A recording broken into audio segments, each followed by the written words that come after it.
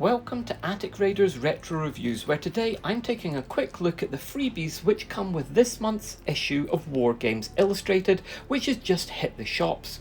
The June 2026 issue retails for £5.99 and features free Gladiator frame and quick start rulebook from Blood on the Sands, which is a game which has been created by Dead Again Games and has recently been going through a Kickstarter and will be coming into production really soon. If you go to bloodonthesands.com, you can pre-order a core version of this game for about £70 right now. But this one, which comes free with the magazine, is a quick start guide. Now this is basically the same as what is on the Blood on the Sands website that can be downloaded as a PDF, but here you've got it nicely printed for you already, and it's in full colour, which is really nice. And this is of course a cut down, shortened version of the game, so you can get introduced to it and see how it plays and whether or not it's for you before you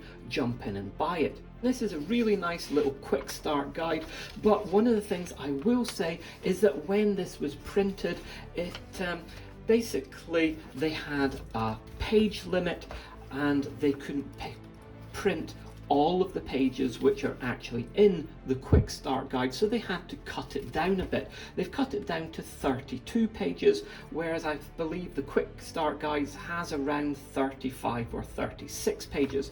Now to do that, they've got rid of an awful lot of the drawings and the illustrations which are inside the PDF version of this quick start guide, so it does look much more text heavy than the PDF which is on the website, because it doesn't have the pictures to break up all the text. The other thing is, because this is a short cut down version of what's in the PDF, it also does contain mistakes where it relates to page numbers later on in the book. For example, entertaining the crowd is not actually on page 32 of this particular printout, and Stan's Misses is not on page 35 because there is no page 35. It also refers to a free printout of some of the tokens that you will need, like these ones here, which it talks about being at the back of the quick start guide. Same with a template for the arena. It's also print out at the back of the guide, but these things are not actually on here at all. These Gladiator play sheets are also not in this guide because they didn't manage to fit them in, but they can be downloaded by getting the PDF and printing them off yourself. But I'm not really going to focus on the game and the mechanics here. What I'm going to look at in this video is mainly this sprue. Dead Again Games teamed up with Wargames Atlantic in their Kickstarter in order to offer a plastic kit of Gladiator figures. Wargames Atlantic have also produced this sprue. Now, as far as I know, this has been produced by Wargames Atlantic in conjunction with Wargames Illustrated as a one-off. This is not actually part of the Blood on the Sands box set that you get. This seems to be made specially for the magazine. So if you don't buy the magazine, this is not going to be available anywhere else, as far as I know at the moment. And because this goes with the quick start guide, which only features fights between two gladiators, this sprue is only really designed to create two gladiators, as well as a gladiatorial school owner and a referee. Whereas obviously Wargames Atlantic's sprues in the actual Blood on the Sands box set are going to feature far more options for lots of different gladiators.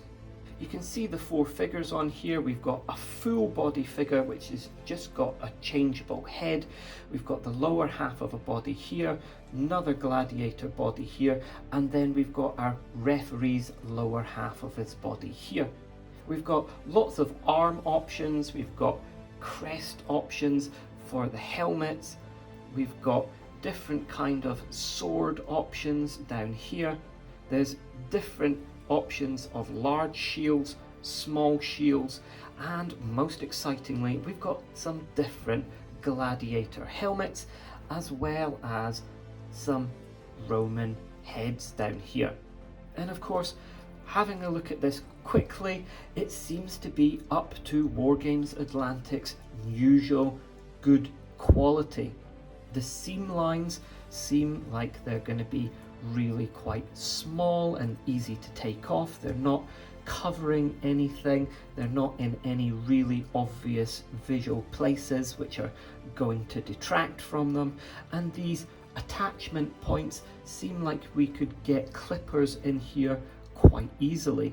I think the only points that I noticed that looks like they might be a little bit tricky are maybe getting the clippers in here in these deep set sections on the legs here, but even that should be able to clip fairly easily and be cleaned up. We've got some really nice quality sculpts on here. You can see the detail, like just the fish that are raised on this shield here. It's really, really nice and sharp. I wouldn't really expect anything less, to be honest, from Wargames Atlantic, given my experience of their Stargrave and Frostgrave kits and sprues. But what I'm going to do is I'm going to get the snippers out, get these pieces off, get them laid out, and see exactly what options we've got with this.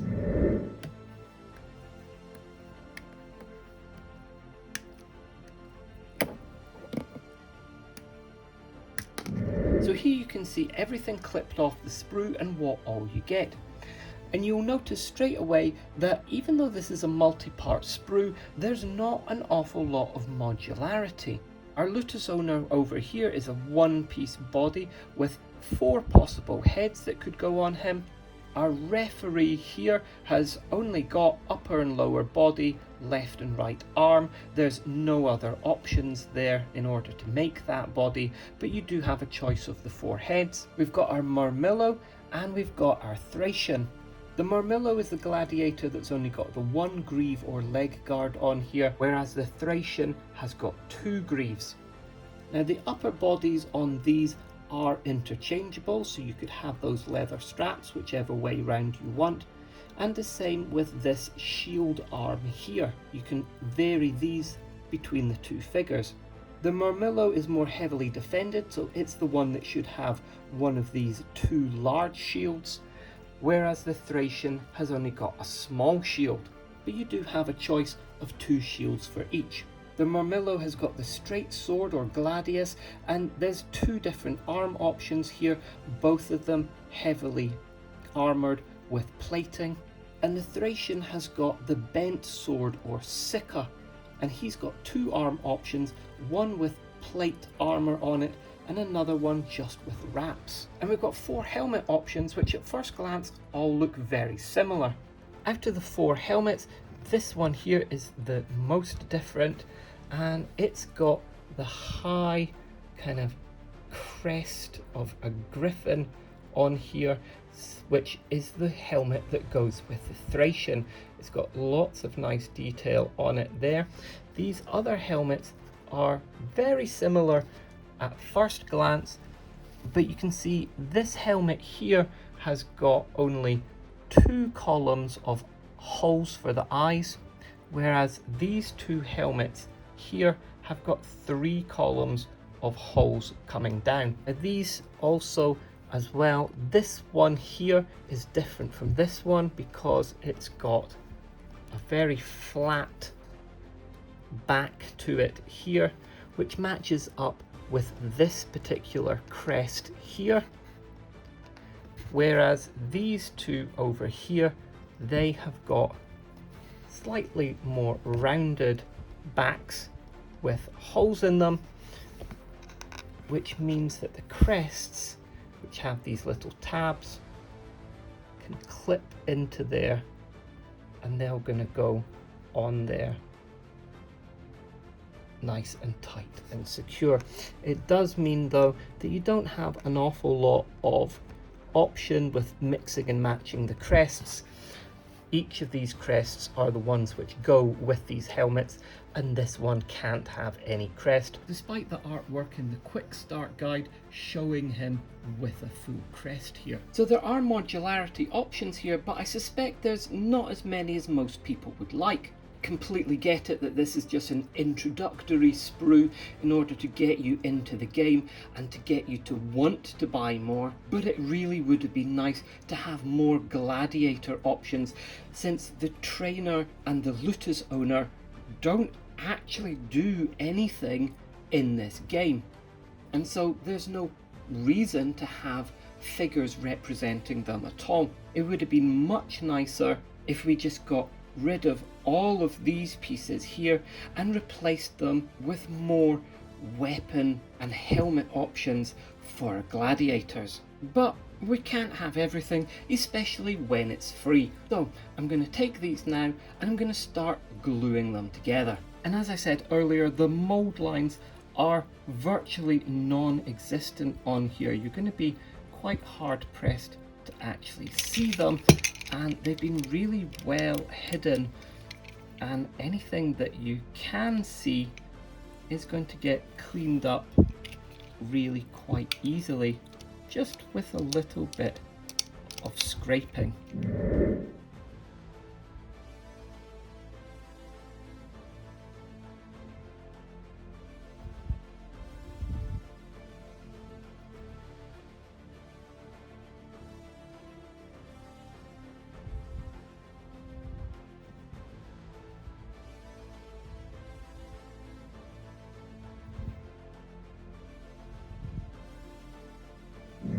The ludus owner goes together very easily. Obviously that is just a single head being put on there, but it joins together well.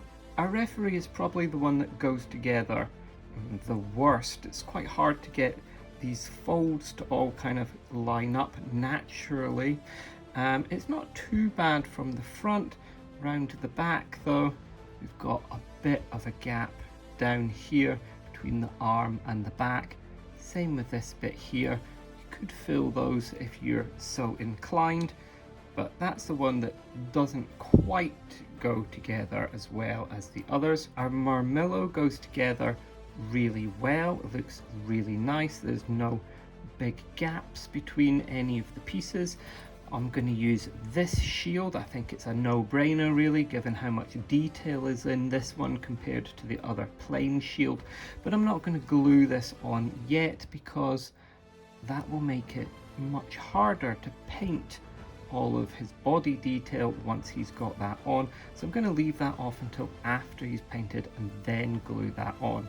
And our Thracian is ready here. Again, it all goes together really quite nicely, no big gaps, and again I'm going to use the shield that's got the most decorative detail on here, and again I'm not going to glue that on yet because that will make it harder to paint, but that will look really good once it is on.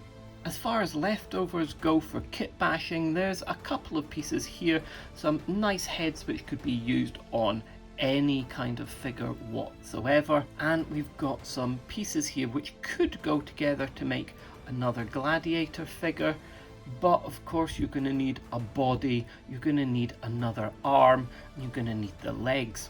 It's possible you could make another gladiator figure using a Roman plastic kit, but you are going to be missing any greaves on the legs. And that's it as far as our build goes. With our ludus owner, our referee, our marmillo and our Thracian, we're ready for a game of blood on the sands. As far as Wargames Illustrated freebies go, the sprue is really nice. I really do like these gladiator figures. I would really like to get a lot more plastic gladiator figures, so I'm going to have to check out the Blood on the Sand box set. And the quick start guide is really nice, though it is a bit of a nuisance that you do have to go and print off the gladiator stat pages and the tokens for yourself. But if you've got access to a good quality colour printer, then that shouldn't be a problem, as you can get them free on the PDF. Well, I hope that's helped you with the review of this sprue, and I'm going to take this forward and maybe have a look at painting these gladiators up next time. But until then, when I'm back with more war games and vintage board games, this is Attic Raiders Retro Reviews.